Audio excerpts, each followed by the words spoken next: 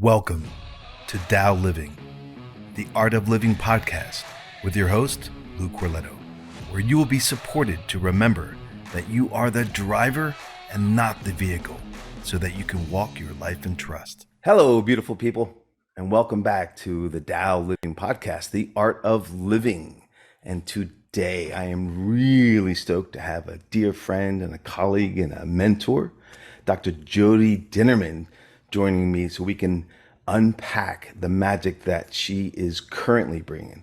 This woman has a depth in life, a high-level healing practitioner, chiropractor, a coach, mentor to thousands, tens of thousands now, and her current drive, which is, I love the vision, that's why she's now on the podcast, is the joy-filled practice across the border. Any type of practitioner that's in service to humanity, how do you up your game so it's a win-win, that you show up in the thing that you love, bathing in the love of the thing that you love, sharing with others, but that ripple, that ripple goes through the entirety of your life, right? So this is why it's so dynamic to me, because hence the art of living, right? And so there's no segmentation, in my perspective, which is I serve the people, the people's lives change, and my life's changing because I'm in service and across the border. The happiness in my life and my well-being, in my finances, right, in my relationships, that it's all yummy across the border. Hence, ta-da! This is my gift from Jodi. Yeah, she looks better in hers than mine. But so first, thank you for taking your time to come play with this show day. I think what you forgot to mention is that I am a big kid. You guys are going to laugh a little bit while we connect today. Hi. Yeah, whatever you do, don't laugh. Don't right? smile. Yeah, don't smile, don't laugh. Grow up. Grow up. What is that? I remember decades reading that. By the time, what is that? A child of 5 laughs 300 times a day, which I don't even think that's true anymore. But the average adult was 12, and that's totally not true either, right? But even if we go with those statistical numbers, a child laughs 300 times a day and the adult laughs 12, right? That alone says a lot. What's happened? Right. Because the only thing that's in there is still this inner child until we put that inner child and stuff it in a box and we can't find it anymore because we grew up, because we became responsible with all of the negative connotations of all that stuff, right? And then we wonder why we're moping and droping, dragging our butt through life, let alone showing up and freaking people out because we're so happy and joyful. So how do we do that, lady? You know, that was my wedding vow to my husband, is I promised I would make him laugh every day. And I have.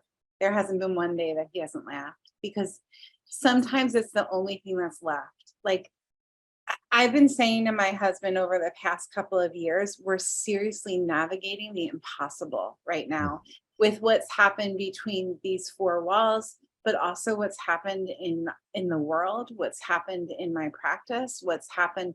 Like, I'm constantly walking around like, did that just really happen?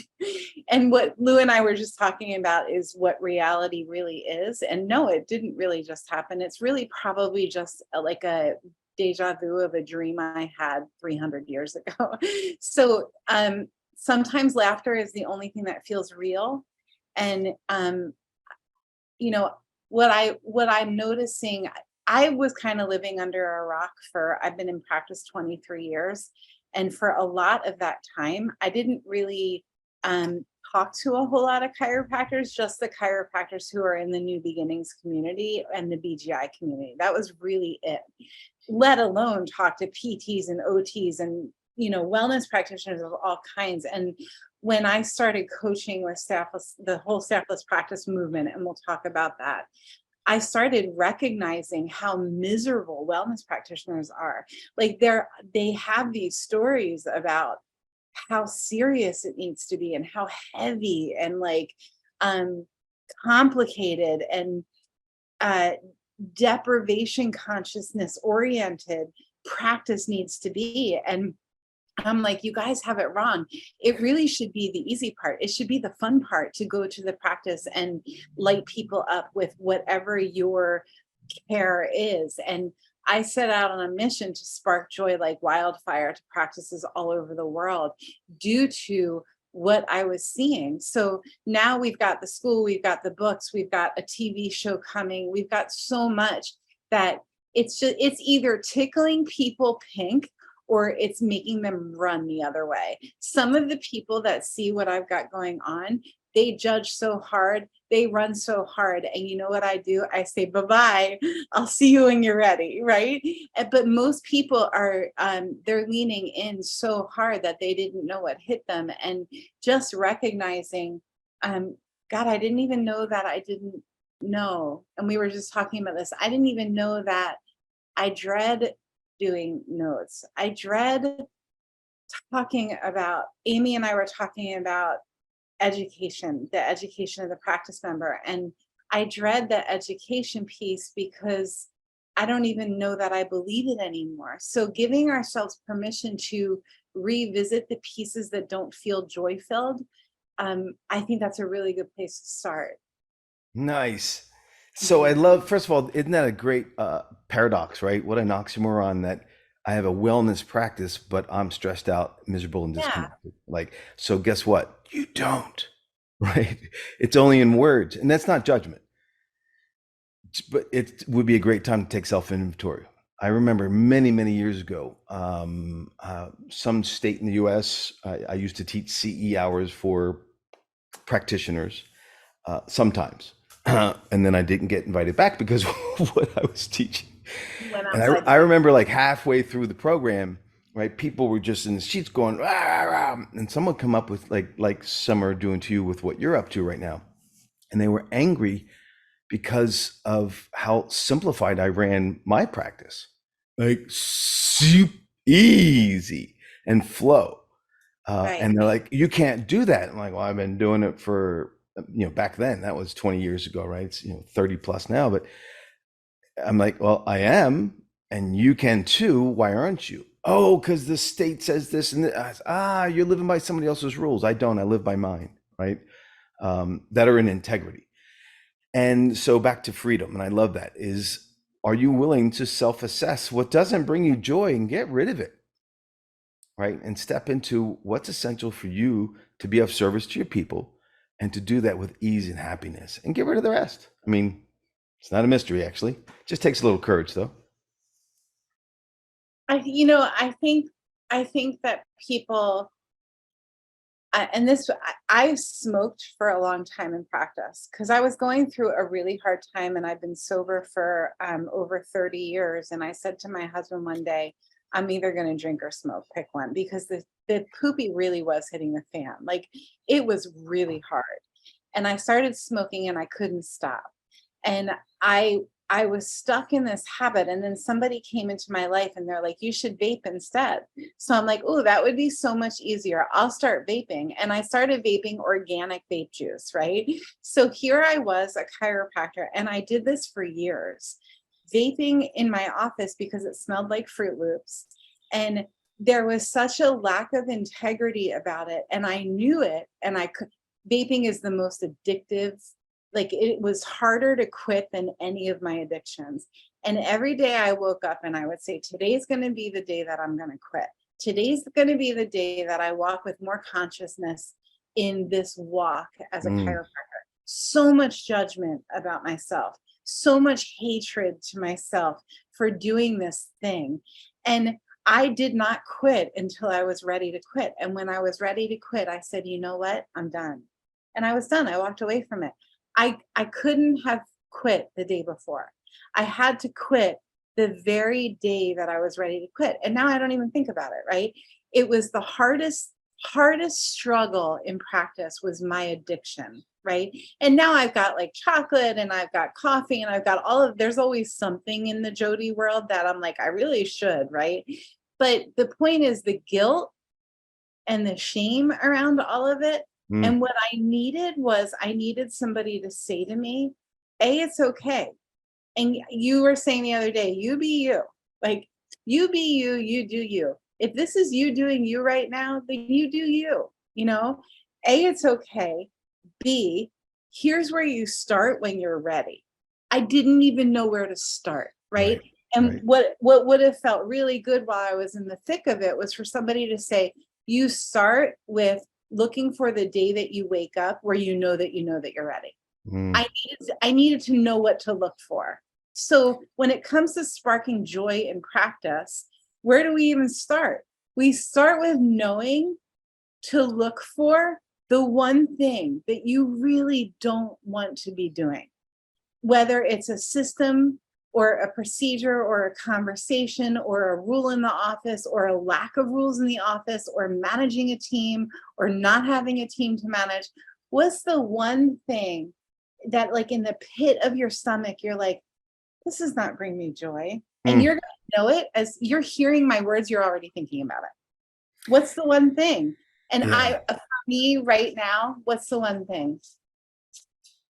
The one thing is I have this habit of switching date books on like a weekly basis. Like on Saturdays, I go to Staples and I walk the aisles. I'm crazy. Like, this is really something that I do.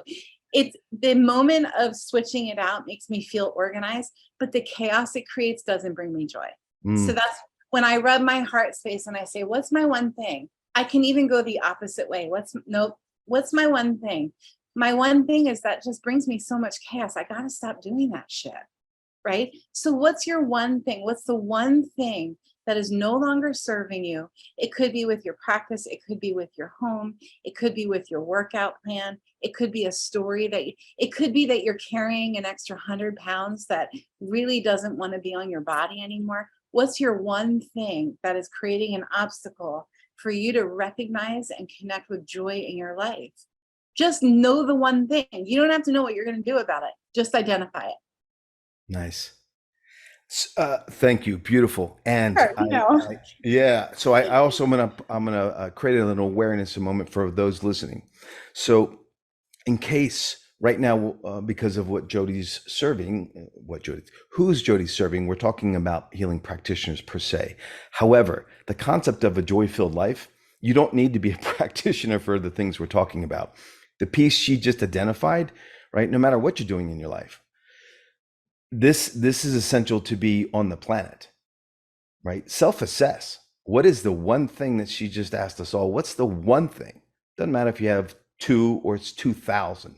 What's the one thing Right. that right now, if you gave awareness to and just future pace, like, hey, if that's no longer in my life, how would that feel? Right? Oh, good. Cool. Just create awareness. You don't need to figure it out and anything else. So excellent, right? Because we can get used to anything. Uh, We can, ooh, the ooh. story of the pebble in the shoe, right? And like, you have a pebble in your shoe, you're walking around and you're like, your whole body is compensating and creating this distortion patterns around the pebble in the shoe. And eventually you stop feeling the pebble in the shoe. It's still there though.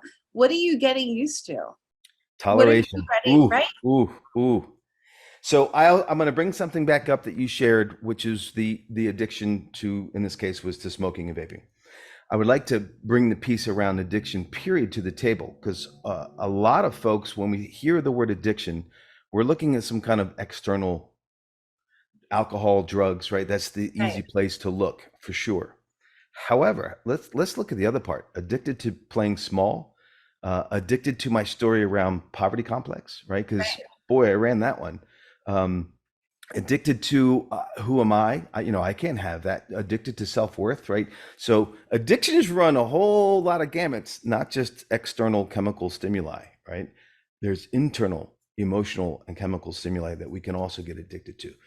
And this is where a great place to self-assess is, ooh, what am I addicted to that's stopping me from joy, that's stopping me from self-expression, from growing business, practice, relationship, health, well-being, whatever that is.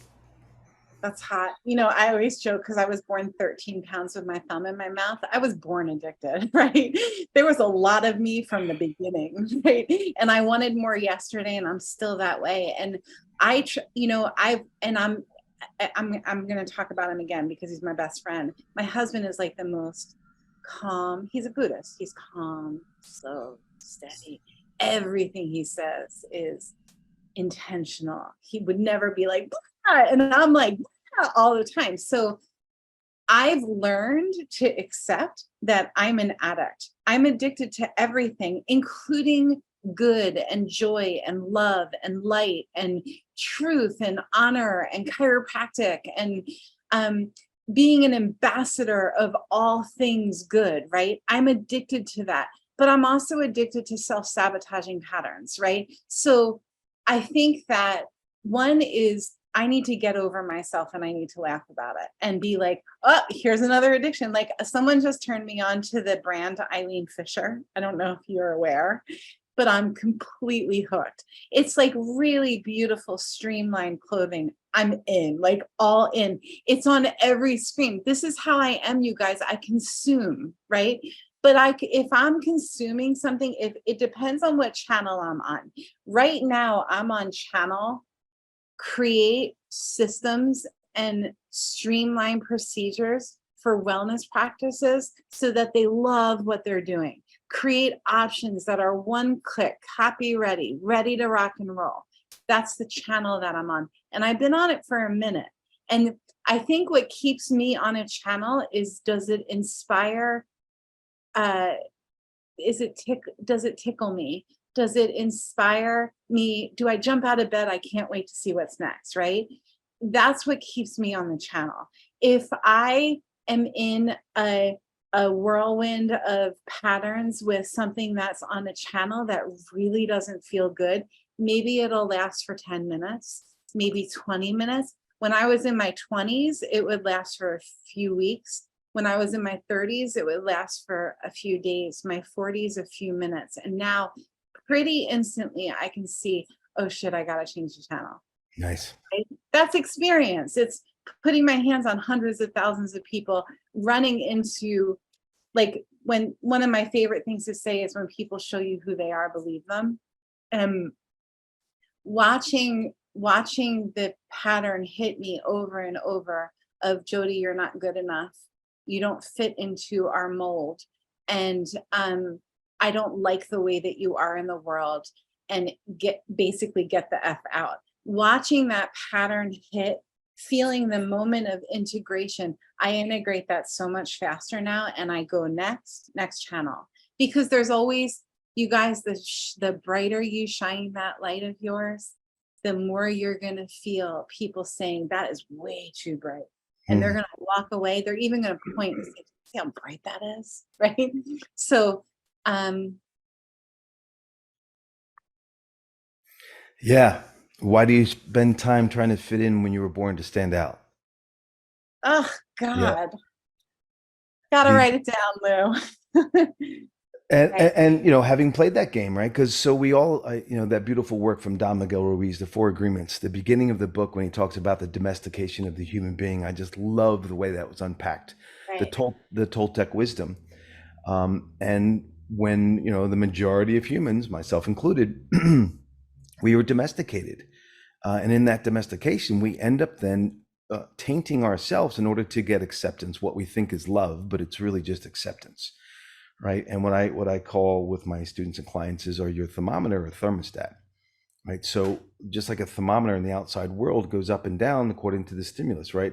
Hot it goes up, cold it goes down, yada, yada, yada. And so when I show up and behave as a thermometer to clients, practice members, staff, family members, if you like me, great. I'm happy. If you don't, right? Up, down, that's exhausting. When you learn to become a thermostat, you set the tone for your life. That stuff's going to happen no matter what. That's called life.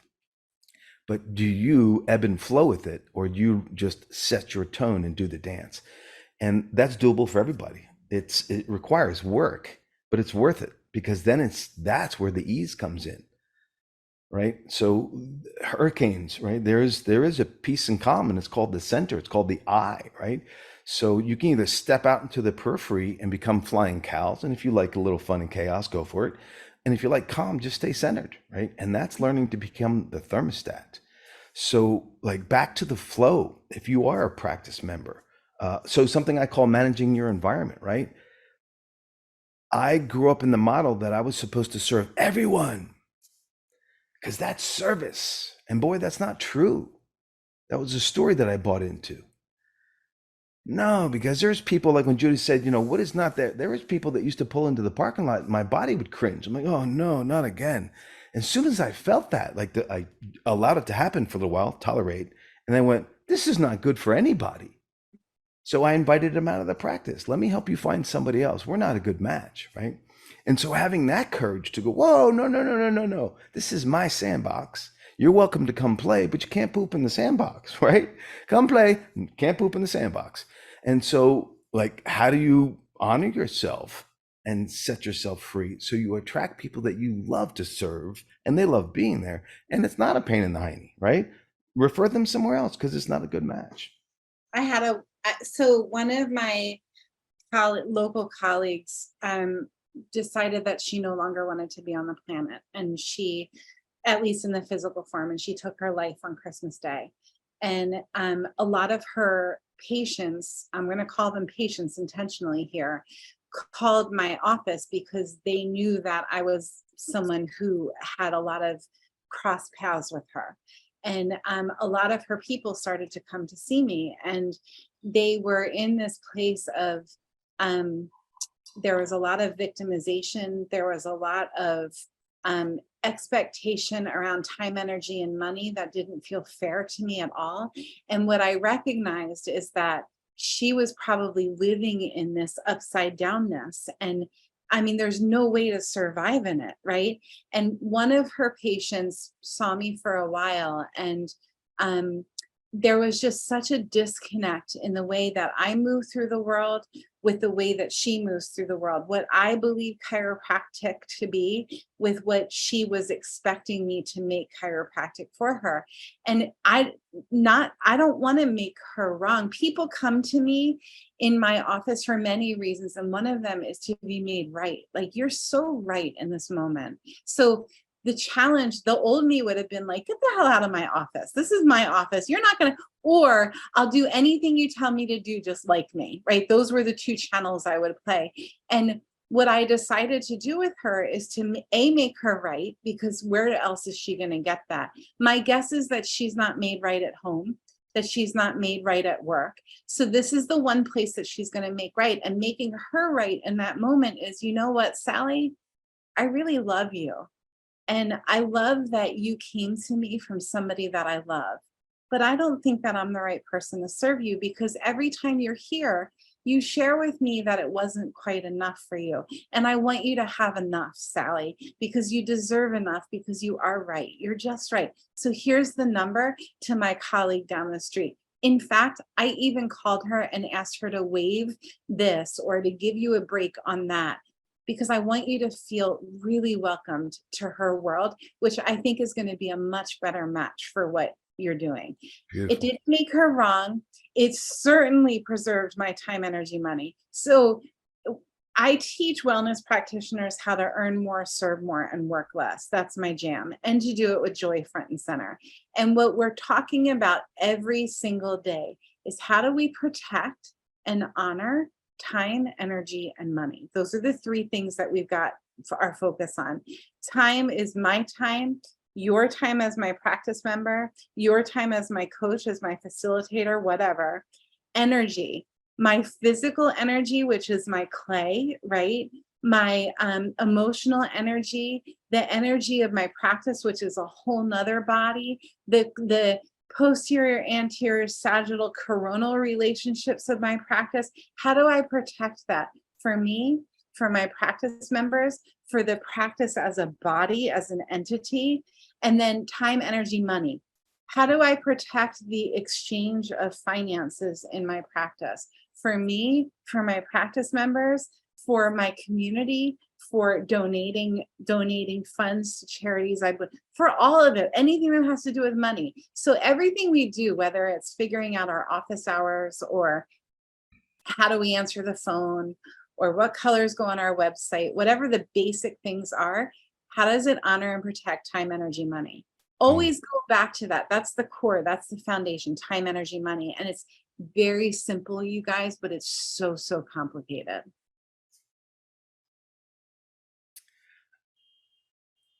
Something we talked about before we hit the live button, because it's one of those three. Did we hit the live button? Oh, maybe I didn't. Let's see. No.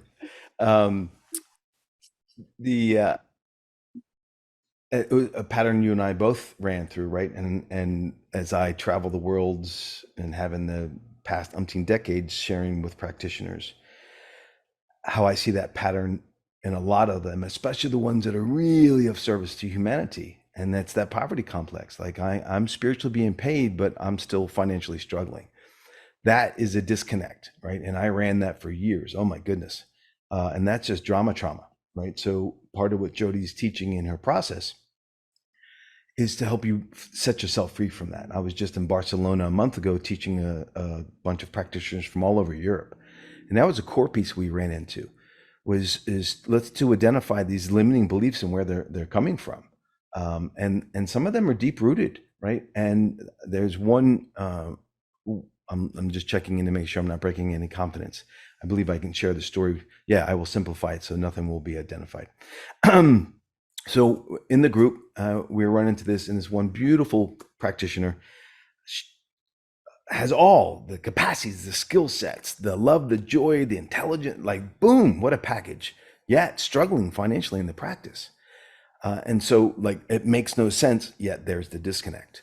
So we did some work, we did some unpacking, and then we ran into a core pattern that there was no recognition that there was a link. There was a major financial dynamic that occurred in her life with her immediate family, right? That linked in as a young child. And again, I'm being aloof on purpose since I don't have permission to share all the story. So not until we created that link that she went, oh my goodness, I made a story, right? I gave meaning to this thing that happened in my immediate family when I was a little kid that I've now carried over into my life, and it's affecting me now as an adult with my practice.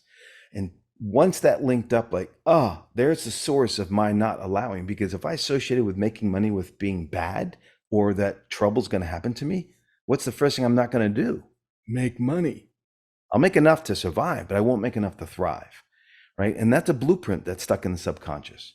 And I had my own version of that. So until I broke free of that, then the abundance that I was pouring into the universe could come back to me. But I had the receiving valve closed. It's such an interesting thing because I've had a lot of mentors who um really had the opportunity to be of financial abundance, and there was just such a strong story about I don't deserve money shouldn't be attached to this. But I've also seen, especially in my coaching experience, people who have a lot of money and they're miserable. Yeah, yeah. A lot of energy to manage. It's a lot of someone, I don't know who talks about it, but somebody talks about really the only amount of money you need is the amount to pay for like 6 months ahead or a year ahead, and then maybe one or two extravagant vacations, and maybe a chunk of change for retirement. Anything more than that, it's extra, and there's an energy to that extra. And the energy can be expectations, the energy can be guilt, the energy can also be clear and clean, and it can create joy for you. It's just like our practices, it's another body that needs to be directed and facilitated and adjusted and integrated. And I think a lot of people it's like people who win the lottery, they're broke within a year. Like there's some kind of crazy statistic about that. The language around money, I find that the language around money and the language around food is usually parallel, and love parallel. The language around energy, let's say, watch your words, because it can go the opposite way. If I say I can't afford that, guess what? Guess what happens? If I say I'm totally in financial abundance, if I say I can't afford that and I catch myself and I say the word delete, which I do, I often, like, you'll hear me walking around saying delete, delete, delete. Oh, she did it again, right? So make sure that the words that come out of your mouth are pointing you in the direction of what you want to create in your life. Mm. I need to hear that as much as I need to say it, because I say some Yeah. wacky stuff. Yeah. So I'm smiling because, again, I just shared this with Jodi. This is right in my wheelhouse because I just finished shooting these 2 courses, right? Conscious languaging. This is the root essence of that. Is we are speaking what we mean, and this, remember, this isn't judgment. Right. Where we're at in our consciousness, our belief systems, the words we choose are in alignment to what's in there, right? And so the work is them to become aware, to become the observer, notice what comes out of your face. Oh, that's not what I mean. Of course it is, because that's what you said, because that's what's in there. Don't make it wrong, but notice it, choose it, then you can upgrade it, right? And that will set you free over time for sure. Because until you do, that's the belief that's still running the system. And the flip side, when we talked about the money, is also there is the back to any of the wounds that we had growing up, right? If I don't feel like I'm enough, how do I overcompensate for that to prove that I am? How do I do that? Well, I'll end up with 7 degrees and I will become, perfect, and I will make this much money and I've achieved all that, but it's never enough. So if I've made a million this year, I have to make 2 million next year to feel Right. better. And then I get to 2 and it's never enough, right? Because the bar always moves. I've got my 9th PhD and it's still not enough. I need another one, right?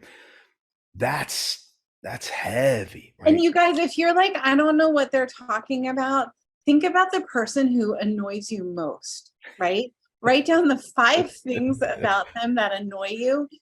Start there. Because they wouldn't annoy you if you didn't have it in you to recognize. There's one person I can think of, and when I'm around her, I can't breathe. And all I have to do is ask myself, like, what is it about this person that makes me cuckoo? And I can write out the 5 things, or even the one thing. That's what I need to work on for myself. Yeah, and so that's back to the art of living, right? Tao living, which is the conscious life. And this is when we slide into what I call passenger seat. We don't realize we're doing it, but we do because we think it's all out there. Right? And No, that's like accusing the mirror of the reflection. no. It's. I have so many really good teachers. But that's the beauty. It's when we're willing to see that, right? That's the Right. magic sauce. Is wow, this person's that person. They're bah, bah, bah, bah. It's like, oh no, Well, versus most of the time in the wow, moment, look at what you're teaching me. Yeah. I don't feel it in the moment. I like have a hot flash over it. Like I have an anxiety, a panic attack, and I just start eating, right? But looking back, it's like I have the kind of family, you guys, where we walk in and the first to a restaurant, and the first thing that is said is, "I'm not paying for your meal." This is like these are the kinds of things that like we hear at the dinner table, or we'll have the waitress come over and say, I'm going to pay for him and him and him. I'm not paying for him, and you can put it on my card. Here's my card. This is how we set the stage for money when we're sharing a meal together in my family. These are the kind of tapes that I've learned over the years. Godspeed, like everybody's doing the best job that they can, but you guys, there's some wacky stuff going on, right? Then that's the microcosm. The microcosm is what happens in the 4 walls. The macrocosm is I go out into the world and there are computers ringing me up at the supermarket. I have to buy a bag for my groceries. I get that there's like an environmental thing. I get that that's an important thing, but there's a complete disconnect from here's my money or my energy for the bread that I'm buying or the orange that I'm buying. There's not even a human anymore to receive that exchange. There is if I go to the health food store, but usually I have to pay a lot more for that exchange, which I'm willing to do because I love the local health food store. I'm saying culturally speaking in the US where I'm recording this, or where we are recording, there's such confusion around abundance. There's such confusion around exchange, time, energy, money exchange. There's such confusion around well-being, around joy, around entitlement, around all of it. So then it goes back to Lou. Lou, one of the things that I love most about you is the way that you demand the experience of joy in your life. Mm. Like you do things. You your limits for joy are so intense that you literally jump out of airplanes, right? It's so beautiful to see how you've created a life that has joy front and center. For me, like everybody has to figure out for themselves what's going to do it for you. Is it jumping out of airplanes? Is it taking a nap at 1 o'clock with your puppy every day? Is it creating a meal that's beautiful, at least one meal a day where there are no computers on and you sit and you're fully present with your food and you just nurture and nourish your body in that experience? What's going to do it for you? To anchor yourself ritualistically every single day. Pick one thing, right? And for me, I have a couple of things, but my one thing is my nap with my puppy every day. I have to have it. It's the center of my day. Everything revolves around that nap with my puppy every day because it brings me true joy, right? What's the one thing for you? Make sure that your day centers around that one thing. Take the time to make that happen in your world. That's where we start. We start where look down right now while you're hearing me say these words. Where are your feet?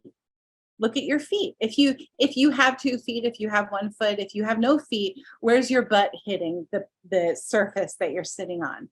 That's where you start. You start right where you are. It's the perfect place to start. One thing, right?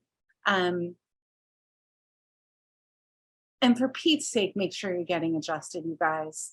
If you are listening to this and you're not a chiropractor, or even more so, if you are a chiropractor and you're listening to these words and you don't have somebody giving you a chiropractic or serving a chiropractic adjustment with you on a regular basis, please make that change today, because it truly does right size. On my experience, it makes my skin fit. It connects me with the spiritual. There's the physical, there's the spiritual, there's something in between, and there's something outside, right? I feel like the chiropractic adjustment for me today, it yokes all of that together and it makes it so that we can then move through the world at a higher vibration. That's what chiropractic does for me. Please make sure that you find yourself a chiropractor, and you can always reach out to me or Lou, who gets what I just said. Play it back for them, right? Yeah. And just to put a pin of clarity on that, because Jodi knows what she's describing. For those who don't, either have not experienced what she just described, who've experienced something other than that, what we mean by getting adjusted, finding a chiropractor, is one who can serve this capacity. It's not physical medicine, right? That's not what we're talking about. This is somebody who has the capacity to, one, it's the way they practice, the intent. Are they there to set you free, right? By elevating your nerve system to help you heal unresolved tension and trauma, yada, yada, yada. So you get to be your fullness. The whole point of the adjusting process is to unite man the physical with man the spiritual. So you have a full expression of life, right? That's the original intent. That's not some new age thing. That was the developer, right? It's been turned into a methodology for back pain and neck pain treatment, and that has nothing to do with the essence of what chiropractic is about, right? And so that's what that discussion is. So if you haven't experienced that, again, either reach out to us or somebody and find that, because that is a source of life advancement. One of the saddest things I hear when somebody says, "Oh, oh, you're a chiropractor. I'm glad I don't need your service," and I just want to cry, because I'm like, "Wow, that's such ignorance. That means you have no idea." Because they're scanning like, "I don't have any problems. I don't have any pain," right? I'm like, "Oh God, I'm glad you don't. That has nothing to do with it. I don't even care if you do, right? You still will benefit by getting hooked up." I just started asking them questions like, what do you mean? You don't need my service. What do you mean? How do you know? Yeah. You don't have neck pain? Cool. How do you know you don't need a chiropractor? And then I'll start showing them pictures of me adjusting newborn babies. Like, I don't think she has neck pain. Just spark curiosity, spark joy. Nice. And spark curiosity. Don't make people wrong, because they're not. They're just in their rightness. Everybody, like, they're all coming from different paths, and they show up, and you're in this dance with them for a minute or a year or a decade, and they're bringing their path with them. So their path's not wrong. It's just their path. It's different from yours, which is what makes the dance so beautiful, right? So, what is for you after all these years a couple of nuggets that can support people to jump into joy, jump into, is to reconnect to the joy within? So they get to experience first and foremost for themselves, because that's where it occurs, and then share that brightly with those around them. Yeah. Um, uh, I have a few rules. For every hour that you sit, move your body to the point of sweat for 10 minutes. If you do that, you're going to find joy. For every hour that you sit, move your body to the point of sweat for 10 minutes. If you sit in front of a computer for 8 hours a day, that's 80 minutes a day of movement. That's thing one. Thing two is make a list of 10 things that no longer serve you or bring you joy in the office. Bring me that list. Find me and bring me that list and say, what are we going to do about it? Thing three, when people show you who they are, believe them. Lou showed up for the call today. That makes me believe him. He can tell me he's going to show up 20 times, but if he doesn't show up, he doesn't show up. And then I'm like, well, he said he was gonna. No, he showed me that he showed up. When people show you who they are, believe them. Number four, think outside of the box. Like one of my, I mentioned Amy Burke. I was talking to Lou about, we did a class yesterday for my students. And what I love so much about Amy is that she gives people permission to color outside of the lines. And she shows you how to do it really well. And then she shows you how to do it to the point where you're like, maybe I should have been coloring outside of the lines the whole time, right? So look at where you could just lighten up a little bit and give yourself permission to lighten up a little bit. The other thing is that I don't take advice from people who don't have what I want. If somebody is telling me how to be successful financially, I want to see that they're in really good financial shape. If somebody is telling me how to love my practice, I want to see them suiting up and showing up and going to the office on a regular basis and serving patients in today's world, because it's much different than 10 years ago, and serving great care.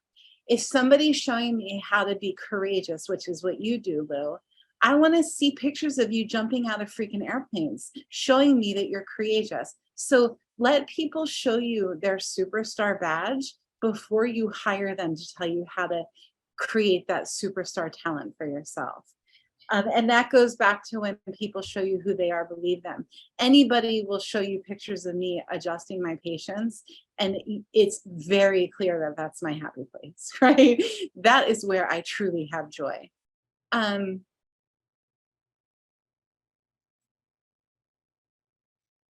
Good list. Yeah, Sure.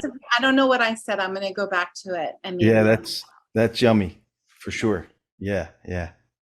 So, on that note, ladies and gentlemen, if you are not a practitioner, still take forth all of the aspects of how to create joy in life, and do the work that Jodi's put forth. Right, the questions of self-assessing. Can I say one more thing? I thought of one more thing. I'm sorry. Please. We have this story, like when I was writing my first book. I've written 4 books and I'm working on my 5th. And when I was writing my first book, I had this message that kept playing, like this tape. What do you know? Like, why are they going to listen to you? And somebody said to me, if you've been through it, that means you've been through it. And you have something to teach somebody who's either about to go through it or going through it. So your light is just as efficient and worthy as anybody else's light. If there's something that you have to say or you have to teach, it goes back to the quote, who are you to not shine your light? all you need is the experience of having, you don't need to be a master or a pro at it. You need to have walked through the experience or walked through it with somebody, which is you walking through the experience. I didn't know what the hell I was doing when I developed Staffless Practice Academy. I was like, let's put this together and this together and this together. And somebody needs this. And then everyone's like, I need it. I need it. Like the hands started going up and I'm like, oh my God, well, here's the next thing that they're going to need. And here's the next thing. And it just kind of happened, right? If I had listened, I always think about like professional, like we listen to George Winston when I'm adjusting. It's like my adjusting music. And I think, what if somebody told him when he was like 6 that he wasn't good enough and that he was never going to amount to anything with the piano and he should really play the guitar instead? Can you imagine all of the lives that wouldn't be blessed with George Winston music? So find one thing that you feel inspired to teach or to share that you've been through, that you have experience on, and just start with that concept. You've been through it, so you've got something to teach, and then figure out a really good way to teach it. Nice. That's Yeah, beautiful. okay. That's beautiful. Thank you for adding that. And I would love to build on that a little extra, which is giving yourself permission to step forward, right? Because you're given something and you were put through something by life to bring forth in a way that nobody else can, right? That's why. And when it comes to the experience that Jodi just talked about, the experiential piece, I would personally hire you if you went through it and teach me than the person who had the academia behind it. They might have a degree and they learned it all headwise. I wouldn't hire them because it's just a degree in headwise. That's what the world wants people to do versus you've been through it. You're on the other side. You've gone through the journey. I'm hiring you, right? Without a degree. Flip Yeah. side, Lou, like, if I want to learn how to, let me think of an example that's not going to be offensive. I'm just going to go there because this is what's in my brain. If I want to learn how to be a smaller version of me and have less adipose tissue, I'm going to go watch. I could just as easily hear from somebody and hear the experience and the story of somebody who just did that and learn what they did and do it myself. Or I could go sit at a table in a diner and I could watch people who have a larger expression of their body and I could watch what they do and I could do the opposite. So you can learn by what people are showing you.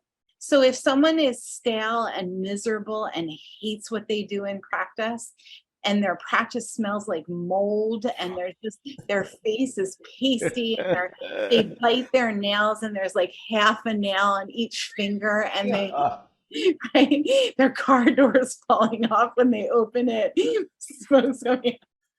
If that person shows up, watch what they're doing and learn from it, right? It's just as powerful. I think it is. 100%. 100%.